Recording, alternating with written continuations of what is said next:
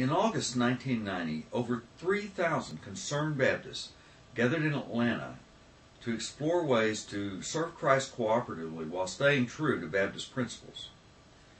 In Walter Sheridan's book, The Struggle for the Soul of the SBC, Moderate Responses to the Fundamentalist Movement, Daniel Vestal writes that the prevailing atmosphere was one of joy and celebration.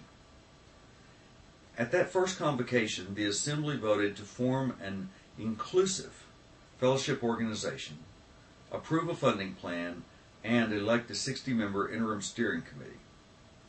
Vestal quotes Kenneth Chafin, a pastor who, in the early years of the fundamentalist takeover, had been one of the few moderates to vigorously oppose it, as saying, "The fellowship was the most inclusive Baptist meeting I've attended, in terms of race, gender, age, size of church, background, interest, experience, theology, clergy, laity, or perspective.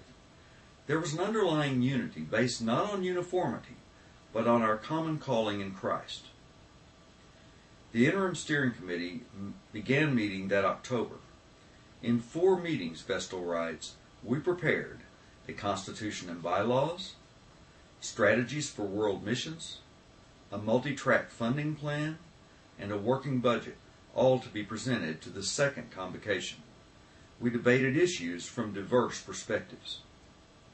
The second convocation was scheduled for the following May. Only hours before it began, writes Vestal, the interim steering committee adopted a document prepared by Walter Sheridan of Macon, Georgia, as an address to the public, stating historical, theological, and practical reasons for the formation of our fellowship.